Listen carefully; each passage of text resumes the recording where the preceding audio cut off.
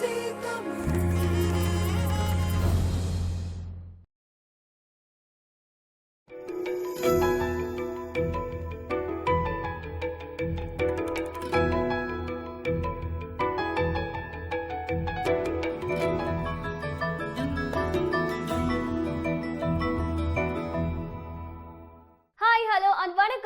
உங்கள் ஐபிசி தமிழின் ஆரோக்கியமே அழகு வெல்னஸ் ஷோ.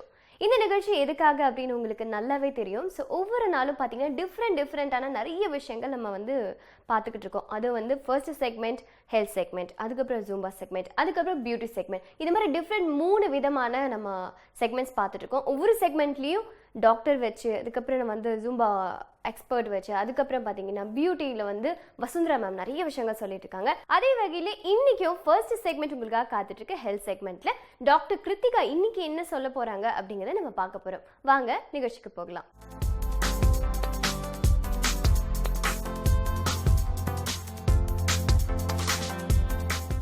வணக்கம் ஐபிசி தமிழ் நேயர்களே.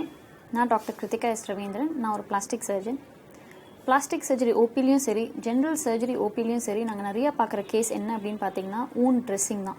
நிறையா காயங்களுக்கு ட்ரெஸ்ஸிங் பண்ணுறவங்க தான் நிறையா வருவாங்க. இந்த இந்த ஒரு காயமோட பராமரிப்பு அப்படின்றத பற்றி நம்ம இன்றைக்கி பார்க்கலாம். ஒரு காயம் அப்படின்னு சொன்னால் என்ன அப்படின்னு பார்த்தீங்கன்னா, நம்ம தோலில் இருக்கிற ஏதாவது ஒரு ப்ரீச், ஏதாவது ஒரு கட்டாக இருக்கட்டும், இல்லை சதை ஏதாவது போயிடுச்சுன்னா அந்த மாதிரி தான் காயம் அப்படின்னு சொல்லுவாங்க. ஸோ அந்த காயங்கள் டிஃப்ரெண்ட் வகையான காயங்கள்லாம் இருக்குது. ஸோ அதில் பார்த்தீங்கன்னா ப்ரைமரி ஊண்ட் அப்படின்னு சொல்லுவாங்க. ப்ரைமரி ஊண்ட் அப்படின்னா ஒரு clean cut wound, that is எந்த இன்ஃபெக்ஷனும் இல்லாமல் ஒரு ஸ்டெரைலான ஒரு இன்ஸ்ட்ருமெண்ட்னால கட் பண்ணது தான் அது ப்ரைமரி ஊண்ட். தட் இஸ் இதில் எந்த சதை எதுவுமே லாஸ் ஆகாத ஊண்டு தான் இந்த ப்ரைமரி ஊண்ட். இது மோஸ்ட்டாக பார்த்தீங்கன்னா இது சர்ஜன்ஸ் கிரியேட் பண்ண ஊண்டாக தான் இருக்கும். இல்லைனா வெரி ரேர்லி ஏதாவது நைஃப் ஊண்டாக இருக்கலாம். இன்னொரு வகையான ஊண்டு என்னன்னு பார்த்தீங்கன்னா செகண்டரி ஊண்ட் அப்படின்னு சொல்லுவாங்க. ஏதாவது நம்ம கீழே விழுந்து ஏதாவது நம்ம ஸ்கின் உராசிடுச்சுன்னா, இல்லை ஒரு முட்டியில் நம்ம குழந்தைங்க விளையாடும் போது முட்டியில் கீழே விழுந்துட்டாங்க அப்படின்ற போது அதெல்லாம் செகண்டரி டைப் ஆஃப் ஊண்ட். இதில் கண்டிப்பாக டிஷ்யூ லாஸ் இருக்கும். அது மட்டும் இல்லாமல் அது சில காயங்கள் டீப்பாகவும் இருக்கலாம், சில காயங்கள் சுமாரான ஸ்கின் அளவில் கூட இருக்கலாம். டெர்ஷரி ஊண்டு பார்த்தீங்கன்னா சாதாரணமாக ப்ரைமரியாக இருக்கட்டும், செகண்டரியாக இருக்கட்டும், எந்த வகையான ஊண்ட் இன்ஃபெக்ட் ஆகி இன்னும் பெருசாக ஆயிடுச்சு அப்படின்ற போது நம்ம டெர்ஷரி ஊண்ட் அப்படின்னு சொல்லுவோம். பொதுவாக நமக்கு அடிபட்டா என்ன நடக்கும் அப்படின்றத நான் சொன்னேன்னா உங்களுக்கு எப்படி அந்த ஊண்டை பராமரிக்கிறது அப்படின்ற ஒரு ஐடியா உங்களுக்கு கிடைக்கும். ஸோ பொதுவாக நம்மளுக்கு ஒரு அடிபட்டுச்சு அப்படின்ற போது நமக்கு ஃபஸ்ட்டு ரத்தம் நிறைய வரும். ஸோ இந்த ரத்தம் நிறையா வரும்போது போக போக பார்த்திங்கன்னா நிறைய ரத்தம் வரும்போது ஃபஸ்ட்டு கிளாட் ஆகும். இந்த கிளாட் ஆன உடனே இந்த கிளாட் ஆகிறதுக்கு முக்கியமான செல் நமக்கு பிளேட்லெட் அப்படின்னு சொல்லுவாங்க. ஸோ இந்த பிளேட்லெட் கிளாட் ஆனதுக்கப்புறம் நமக்கு அதுலேருந்து நிறைய ஆக்டிவேட் ஆகி அதுலேருந்து நிறைய க்ரோத் ஃபேக்டர்ஸ் வரும். ஸோ இந்த ரத்தம் கிளாட் ஆனதுக்கப்புறம் க்ரோத் ஃபேக்டர்ஸ் அது சொல்லும் இந்த மாதிரி இங்கே ஒரு காயம் நடந்திருக்கு, இங்கே ஊண்ட் ஹீலிங் ப்ராசஸ் ஆரம்பிக்கணும் அப்படின்னு சொல்லிட்டுக்கப்புறம் மற்ற செல்ஸ் எல்லாம் எலன் ஆகி நமக்கு இந்த ஊண்ட் ஹீலிங் ப்ராசஸை நமக்கு ஹெல்ப் பண்ணும். ஒரு 3 பெரிய ஸ்டேஜஸ் ஆஃப் ஊண்ட் ஹீலிங் இருக்குது. First stage inflammation. நமக்கு ஏதாவது ஒரு காயம் வந்துச்சுன்னா பார்த்தீங்கன்னா சுற்றி ரொம்ப சூடாயிடும், அது மட்டும் இல்லாமல் ரொம்ப சிகப்பாயிடும். இது இன்ஃப்ளமேஷன் ஸ்டேஜ் அப்படின்னு சொல்லுவாங்க. ஸோ இது ரொம்ப ஃபீவரிஷாக இருக்கும். ஸோ இதெல்லாம் இன்ஃப்ளமேஷன் ஸ்டேஜ். இது பாடிக்கு ஆக்சுவலி சிக்னல் கொடுத்து இந்த மாதிரி ஊண்ட் ஹீலிங் ப்ராசஸ் ஆரம்பிக்கணும். அதேமாதிரி அது மட்டும் இல்லாமல் நமக்கு அந்த அந்த லோக்கல் டெம்பரேச்சர் ரைஸ் ஆகிறதுனால அங்கே இருக்கிற லோக்கல் பாக்டீரியாவும் நமக்கு அதை அழிக்கிறதுக்கு அது செல்ஃப் ஹீலிங் மெக்கானிசம் அது. ஸோ இது ஒரு ஸ்டேஜ் ஆஃப் இன்ஃப்ளமேஷன் அப்படின்னு சொல்லுவாங்க. அடுத்த ஸ்டேஜ் பார்த்திங்கன்னா இது ஹீலிங் ஃபேஸ். அதில் நமக்கு டிஷ்யூ லாஸ் ஆனால் அந்த செல்ஸ் எல்லாம் மல்டிப்ளை பார்க்கணும். இந்த செல்ஸ் எல்லாம் மல்டிப்ளை ஆகிறதுக்கு நிறைய எபிதீலியல் செல்ஸ்லாம் வந்தால் தான் அதுக்கப்புறம் லேயர் ஃபார்ம் பண்ண முடியும், ஸ்கின் லேயர் ஃபார்ம் பண்ண முடியும். ஸோ அதுக்கு செல் ப்ராலிஃபரேஷன் நிறையா நடக்கும். அதுக்கப்புறம் முடிஞ்சதுக்கப்புறம் ஒரு லேயர் வந்ததுக்கப்புறம் தான் இந்த மெச்சூரிங் ஸ்டேஜ் வரும். இதில் தான் தழும்பு ஃபார்ம் ஆகும். ஸோ இப்போ ஒரு க்ளீன் கட் ஊண்டாக இருந்ததுன்னா நமக்கு செல் நல்லா மெச்சூர் ஆகி ஒரு நல்ல நீட்டாக ஒரு காயம் இருக்கும். பட் ஆனால் இது இதேமாரி காயம் ரொம்ப ரக்கடாக ரோட்டில் விழுந்து அந்த மாதிரி எதாவது ஆயிடுச்சுன்னா அவங்களுக்கு அந்த காயம் ஒரு அன்ஈவன் ஸ்கார் கொடுத்து சம்டைம்ஸ் ஸ்கார் மெக்கானிசம்ஸ், ஸ்கார் ரீமாடலிங்கில் நிறைய பேருக்கு ப்ராப்ளம் இருக்கலாம். ஸோ அந்த மாதிரி ஸ்கார் ரீமாடலிங்கில் ப்ராப்ளம் இருக்குது அப்படின்னா அவங்களுக்கு ஹைப்பர்ட்ராஃபிக் ஸ்கார் அப்படின்னு சொல்லுவாங்க. தட் இஸ் ஒரு 6 மாதம் வரைக்கும் இந்த ஸ்கார் பெருசாகலாம். அதுக்கப்புறம் போக போக மசாஜ், அப்புறம் இன்ஜெக்ஷன், இல்லைனா ஒரு சின்ன சிலிக்கான் ஷீட் போடும்போது இது ஃப்ளாட்டன் பண்ணிடலாம். 6 மாதம் கழித்து இது ரொம்ப பெருசாகுது அப்படி காயம் அப்படின்னா அது கீலாய்ட் ஸ்கார் அப்படின்னு சொல்லுவாங்க. இந்த கீலாய்ட் ஸ்கார் தட் இஸ் அவங்களோட ஊண்ட் ஹீலிங்கில் ஒரு ஸ்டாப் சிக்னல் இல்லாத போது அவங்களுக்கு இந்த தழும்பு ஃபார்ம் ஆகிட்டே இருக்கும். ஸோ இது கீலாய்டு அப்படின்னு சொல்லுவாங்க. இந்த கீலாய்டு வந்து காமனாக இந்த triangular area, that is 2 shoulder tip and then chest area, இந்த ட்ரையாங்குலர் ஏரியாவில் தான் நிறையா ப்ரீதிங் ஃபோர்ஸ் நிறையா இருக்குது. ஸோ இந்த மாதிரி நிறைய இந்த ஃபோர்ஸஸ் ஆஃப் அப்ளிகேஷன் நிறையா இருக்கிற இடத்துல தான் இந்த கீலாய்டு வந்து ரொம்ப நமக்கு ஃபார்ம் ஆகுது. ஸோ இந்த மாதிரி இந்த wound ஹீலிங் ப்ராசஸ் எல்லாம் நல்லா போச்சு அப்படின்னா நமக்கு வந்து ஸ்கார் யூஸ்வலி நல்லா செட்டில் ஆகிடும். பொதுவாக பார்த்தீங்கன்னா நம்ம டார்க் ஸ்கின் காம்ப்ளெக்ஷன் இருக்கவங்களுக்கு எல்லாமே வந்து ஸ்கார் வந்து ரொம்ப ஆப்வியஸாக தெரியும். அதுமாரி அந்த ஸ்கார் சம்டைம்ஸ் டார்க்கன் ஆகலாம், ஏன்னா நம்ம சன்னில் போகும்போது அந்த சன் ஆக்டிவேஷனால நமக்கு டார்க் ஆகலாம். பட் இந்த ஒயிட் ஸ்கின்ல பார்த்தீங்கன்னா ரொம்ப அவங்களுக்கு வந்து ஸ்கார் ஹீலிங் அப்படின்றது ரொம்ப ரொம்ப நேச்சுரலாக நடக்கிறது. அவங்களுக்கு தழும்பு இருந்தால் கூட தழும்பு இல்லாத மாதிரியே இருக்கும், அது அவங்களோட பெனிஃபிட். பட் ஆனால் அவங்களுக்கு ஸ்கின்ல என்ன டிஸ்அட்வான்டேஜ்னா அவங்களுக்கு ஈஸியாக கேன்சர் வரும். பட் நமக்கு டார்க் ஸ்கின்னுக்கு நமக்கு கேன்சர் வர ப்ரொடெக்ஷன் நிறையா இருக்கனால, அதனால் நமக்கு கேன்சர் அப்படின்றது ரொம்ப எக்ஸ்போஜர், ரொம்ப இந்த ஃபேக்டர்ஸில் ரொம்ப ஹையாக இருந்தால் தான் நமக்கு கேன்சர் நிறைய வரும். ஸோ அதனால் தழும்பு பொறுத்த வரைக்கும் ஒயிட் ஸ்கின் பீப்புள் நல்லா ஹீல் ஆவாங்க, தழும்பு ரொம்பவே வராது. அந்த வகையில் அவங்க ரொம்ப லக். ஆனால் டார்க் ஸ்கின் பீப்புளுக்கு தழும்பு அப்படின்னு வந்தாவே அது ரொம்ப ஆப்வியஸாக தெரியும். அதை நம்ம ட்ரீட் பண்ணுறதுக்கு அதுக்கு தனியாக ட்ரீட்மெண்ட் எடுத்துகிட்டு போகணும். ஸோ பொதுவாக wound ஹீலிங் பார்த்தீங்கன்னா இவ்வளோ ஸ்டேஜஸ் இருக்குது. இதெல்லாம் தாண்டி கரெக்டான ஸ்கார் வர வரைக்கும் அந்த wound ஹீலிங் ப்ராசஸ் நடந்துக்கிட்டே தான் இருக்கும். ஸோ இதை தவிர லோக்கல் ஃபேக்டர்ஸ் என்னெல்லாம் இந்த wound ஹீலிங் தேவை அப்படின்னு பார்க்கலாம். ஸோ இந்த wound ஹீலிங் ப்ராசஸ் அப்படின்றது வந்து ஒவ்வொரு தழும்புக்கும் டிஃப்ரெண்ட்டாக இருக்கும். அதில் சில பேருக்கு wound ஹீலிங் நல்லா ஆகிடும், அவங்க இம்யூன் சிஸ்டம் நல்லா இருந்தால், விட்டமின் மினரல்ஸ்லாம் நல்லா இருந்தால், இந்த டயபெட்டிஸ் இந்த மாதிரி ஃபேக்டர்ஸ்லாம் நல்லா இருந்துச்சுன்னா அவங்களுக்கு அந்த wound ஹீலிங் ப்ராசஸ் பாதிக்கும். ஸோ அந்த மாதிரி நிறையா இந்த ப்ராசஸை ஃபேக்டர்ஸை பற்றி நம்ம இன்னொரு எபிசோடில் நம்ம டிஸ்கஸ் பண்ணலாம். ஸோ நேயர்களே, இன்றைக்கி நம்ம வந்து wound ஹீலிங், தட் இஸ் காயமோட பராமரிப்பு, அதேமாரி அந்த காயம் எப்படி நம்ம ப்ராசஸ், அந்த ஹீலிங் ப்ராசஸ் எப்படி நம்ம நல்ல ஸ்காராக வந்து முடியுது அப்படின்றத பற்றி நம்ம இன்றைக்கி பார்த்தோம். மீண்டும் வேறு டாப்பிக்கில் சந்திக்கலாம். நன்றி, வணக்கம்.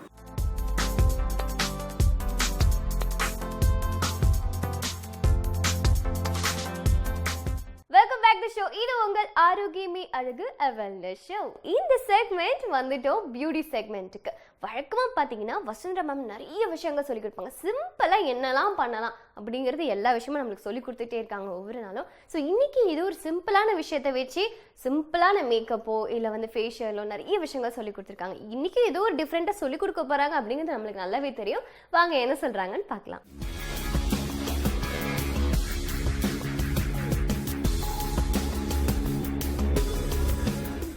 ஐபிசி தமிழ் நேயர்களுக்கு இனிய வணக்கம். ஆரோக்கியமே அழகு நிகழ்ச்சியில் பியூட்டி செக்மெண்ட்டில் உங்கள் எல்லாரையும் சந்திக்கிறதுல ரொம்ப மகிழ்ச்சி. நம்ம எல்லாருமே சருமத்துக்கு பலவிதமான சிகிச்சைகளை செஞ்சுக்கிறோம். ஆனால் தலைமுடிக்கு அப்படின்னு வரும்பொழுது எண்ணெய் தேய்க்கிறது தவிர நம்ம வேறு எந்த சிகிச்சையும் செய்யறதில்ல. என்ன செய்யலாம் அப்படின்ற ஒரு கேள்வி எப்போவுமே இருக்குது. அந்த மாதிரி பிரச்சனைகள், அதாவது முடி உதிர்வு, டேண்ட்ரஃப், இந்த மாதிரி பிரச்சனைகள் உள்ளவங்க ஈஸியாக செஞ்சுக்கக்கூடியது ஸ்பா சிகிச்சை. அதை எப்படி செய்கிறோம் அப்படின்றத பாருங்கள். இந்த நிகழ்ச்சிக்கு வந்திருக்கிறவங்க குமுதினியோட ஹேரில் அவங்க லைட்டாக கலர் பண்ணியிருக்காங்க. அவங்களுக்கு ஹேர் ஃபால் இருக்குது அப்படின்னு ஃபீல் பண்ணுறாங்க. அவங்களுடைய ஹேரில் வந்து டேண்ட்ரஃப் எதுவும் இல்லை, இருந்தாலும் ஹேர் ஃபால் இருக்குது அப்படின்னு ஃபீல் பண்ணுறாங்க. மேபி அவங்களுடைய ஸ்கேல்பில் சர்க்குலேஷன் அவ்வளோவா இல்லாமல் இருக்கலாம், இல்லைன்னா ஹேர் உதிரக்கூடிய அந்த ஸ்டேஜாக இருக்கலாம். இருந்தாலும் இதுக்கு ரொம்ப நல்ல ஒரு ட்ரீட்மெண்ட் அப்படின்னு பார்த்தா ஹேர் ஸ்பா ட்ரீட்மெண்ட். அதை எப்படி செய்கிறோம் அப்படின்றத பார்க்கலாம். முதல் படியாக அவங்களுடைய ஹேரை வாஷ் பண்ண போகிறோம்.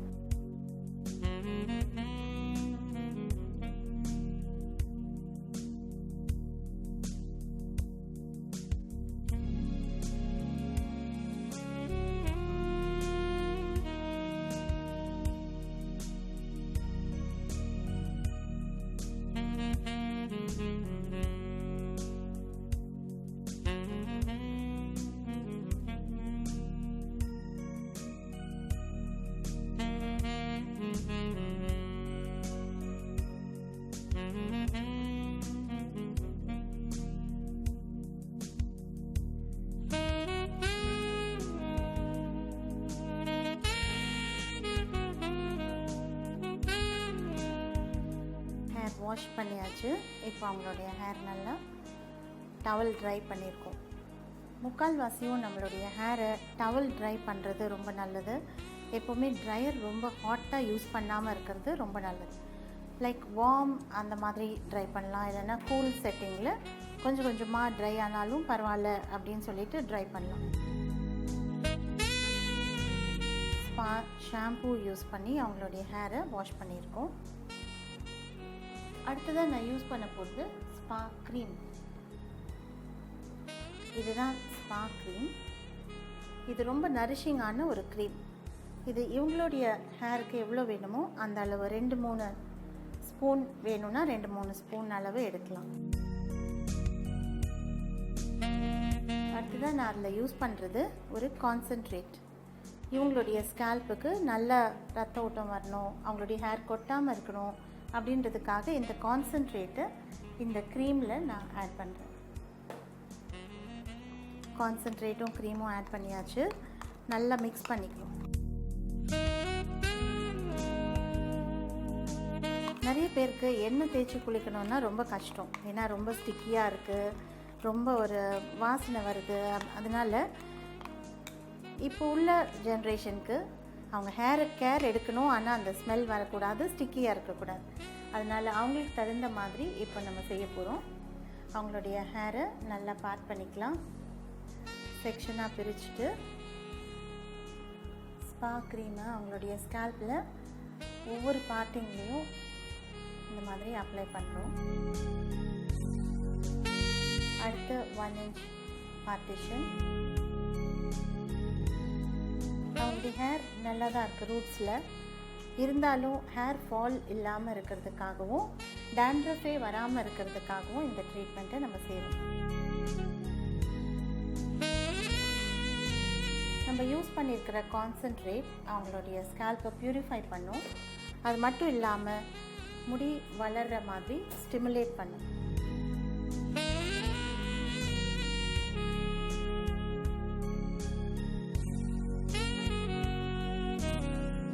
அடுத்து ஒரு செக்ஷன்.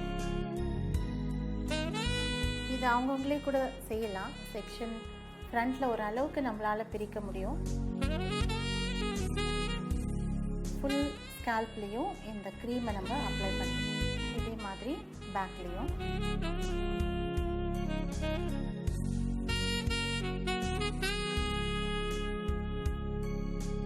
முடி நல்லா லாங்காக வளரணும் அப்படின்னு நினைக்கும் போது இந்த மாதிரியான சிகிச்சையை வாரத்தில் ஒரு நாள் கூட நம்ம எடுத்துக்கலாம். இது எண்ணெயில் என்னெல்லாம் நலன்கள் கிடைக்குமோ அதே மாதிரி தான் இதுவும் க்ரீம்லேயும் அதே மாதிரியான எஃபெக்டும் கிடைக்கும். நல்ல நரிஷிங்கான க்ரீம். க்ரீம் அப்படின்னு சொன்னாலும் இது வந்து ஸ்கேல்பில் அதுக்கப்புறம் ஒட்டாது. நல்லா க்ரீம் போட்டு மசாஜ் பண்ணிவிட்டு வாஷ் பண்ணும்பொழுது இந்த க்ரீம் அவங்களுடைய ஸ்கேல்பில் ஸ்டிக்கியாகவே இருக்காது. அதுதான் இதோடைய ஸ்பெஷாலிட்டி.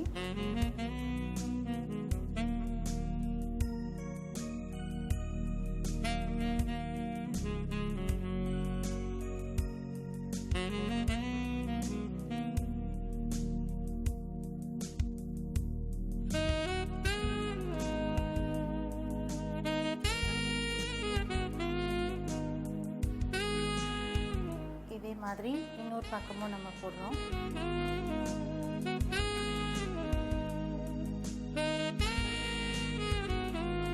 வீட்டில் கூட நீங்கள் பெரிய பல் இருக்கிற மாதிரியான சீப்பை யூஸ் பண்ணுறது நல்லது. ஏன்னா ரொம்ப க்ளோஸ் டூத் கோம் யூஸ் பண்ணி அவசரமாக இழுக்கும்போது நிறைய ஹேர்ஸ் கட் ஆகும். அதனால் இப்போ நான் யூஸ் பண்ணுற மாதிரி பெரிய பல் இருக்கிற சீப்பால் யூஸ் பண்ணலாம்.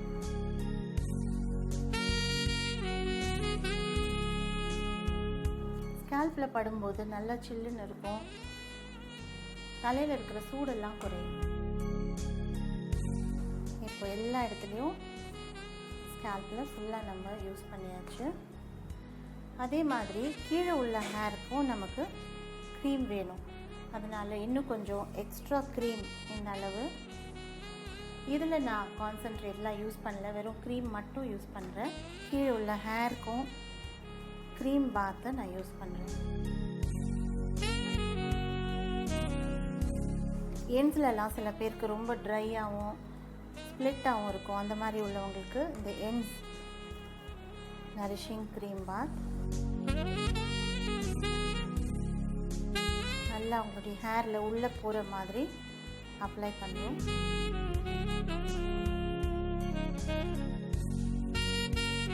இனிமேல் நம்ம மசாஜ் செய்யலாம்.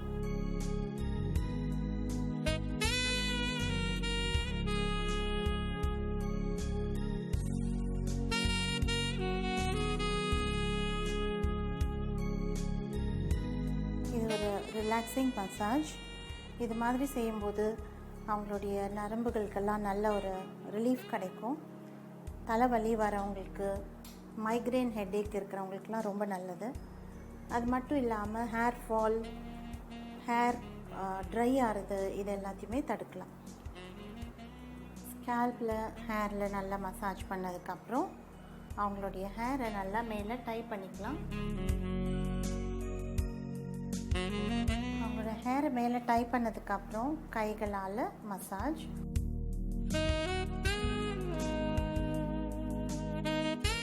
நெக் மசாஜ்,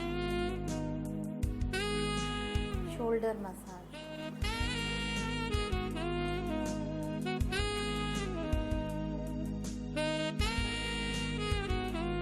இது மாதிரி செய்யறதுனால அவங்க கழுத்தில் இருக்கிற அதிகப்படியான நீரெல்லாம் இறங்கும். கொஞ்ச நேரத்துக்கு அப்புறம் அவங்களுடைய ஹேரை வாஷ் பண்ணிவிட்டு பார்க்கலாம். ஹேர் ரின்ஸ் ஆஃப் பண்ணியாச்சு. ஷாம்பூலாம் போடல, ஜஸ்ட் தண்ணி ஊற்றி ரின்ஸ் பண்ணியிருக்கோம். உங்களுடைய ஹேர் ரொம்ப சாஃப்டாக இருக்குது. முதல்ல மட்டும்தான் ஷாம்பூ வாஷ் பண்ணியிருக்கோம். ஸோ இந்த ரின்ஸ் பண்ணதுக்கப்புறம் உங்களுடைய ஹேர் முன்னாடி விட ரொம்ப சாஃப்டாகவும் மேனேஜபிளாகவும் தெரியுது. இந்த ஹேரை ட்ரை பண்ணுறதுக்கு முன்னாடி கொஞ்சமாக அந்த ஹேர் சிரம் யூஸ் பண்ணுறேன். ஹேர் சிரம்ன்றது எல்லாருமே யூஸ் பண்ணலாம். யாருக்கு ஹேர் ரொம்ப ஃப்ரிஸியாக இருக்கோ, இல்லைன்னா யாருக்கு ரொம்ப ட்ரையாக இருக்கோ, அவங்க எல்லாருமே இதை யூஸ் பண்ணலாம். ஜஸ்ட் 1-2 பம்ப் இந்த அளவு இருந்தால் போதும். லைட்டாக அவங்களுடைய ஹேர் ஃபுல்லாகவும் படுற மாதிரி யூஸ் பண்ணலாம். சில பேருக்கு வெளியில் போயிட்டு வந்தால் இங்கெல்லாம் மேலே தூக்கின மாதிரி இருக்கும். அந்த மாதிரி இருக்கிறவங்களுக்கும் இதை யூஸ் பண்ணலாம். சிரம் அப்ளை பண்ணியாச்சு. இனிமேல் அவங்களுடைய ஹேரை லைட்டாக ட்ரை பண்ண போகிறோம். ரொம்ப ஸ்ட்ராங்காக ஹாட்டான செட்டிங்கில் ட்ரை பண்ண போகிறதில்ல, கூலான செட்டிங்கில் ட்ரை பண்ண போகிறோம்.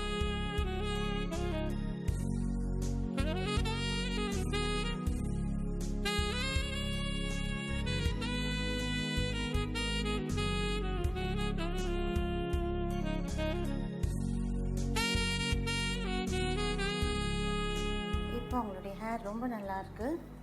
அதாவது டார்க்கன் ஆகிருக்கு அவங்களுடைய ஹேர். அந்த ட்ரைனஸ் எல்லாம் போயிட்டு நல்லா டார்க்கன் ஆகிருக்கு. ரொம்ப சாஃப்டாக இருக்குது, ரொம்ப கூலிங்காக இருக்குது. தலையை தொட்டு பார்த்தாலே ரொம்ப கூலாக இருக்குது. இதே மாதிரியான சிகிச்சை நீங்களும் ட்ரை பண்ணலாம். இந்த நிகழ்ச்சியுடைய ஆரம்பத்தில் குமுதினியோட ஹேர் பார்த்துருந்தோம். அவங்களுக்கு முடி உதிர்வு இருக்குது அப்படின்னு சொல்லியிருந்தாங்க. அவங்க ஹேர் கலரிங் செஞ்சுருந்தாங்க.